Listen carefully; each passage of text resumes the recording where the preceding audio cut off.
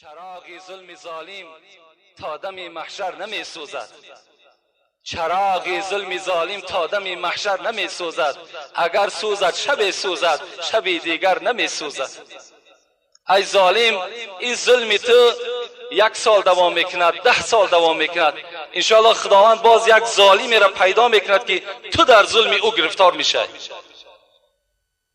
میگه یک پادشاهی بود، فرمان داد که برای من یک قصر تیار کنین. قصر را تیار کردند.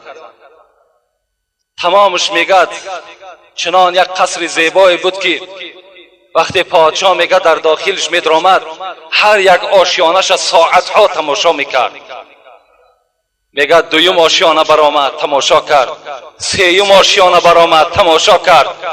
و از همان تیریزه سیوم آشیانه میگه بیرون نظر کرد. نگاه کرد که یک خانه ویرانه در همون قطار همون قصر پادشاه ایستادگی بود. وقتی دید این خانه ویرانه را، این پادشاه ظالم در حال طبیعتش خیره شد. گفت این قصر مرا زیباگیش این خانه ویران کرده است. این خانه را در حال نابود کنین از پیش قصر من. میگه در حال همان خدمتگارهای پادشاه میگه پایان شدند. این خانه یک کمپیری بود، بیچاره برای تلبیدن بیرون شدگی بود، در خانهش نبود. آمدن میگه این نوکارهای پادشاه و در حال همون 4 دیوالی کمپیر میگه چپه کردن.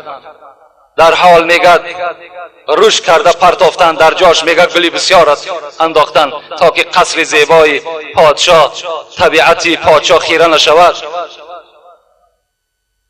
کمپیر میگه بیگاه آمد نگاه کرد که خانه همه چپه گردان کردگی. گفت این خانه مرا کی چپه کرد؟ گفتن همین پادشاه ظالم. این خانه تو مادامی که صورتش بیزه بود، مادامی که در نزد قصر پادشاه ناخوب میتافت، پادشاه امر کرد خانه تو را ما نابود کردیم. کمپیر میگه همان قابچه نانی که تلبیده بود در یک جا گذاشت و دستش برداشت. گفت پروردگارا، گفت من در خانم نبودم، تو در کجا بودی؟ من که در خانم نبودم، این ظالم خانه مرا روش کرد، این خانه مرا نابود کرد، تو در کجا بودی؟ پروردگارا به داد من برس، امشب من در کجا خواب میکنم؟ میگه عرش الهی در جنبش در آمد. در حال میگه جبرائیل امین که 600 پر داشت، هر پرش دنیا را چپه میکند.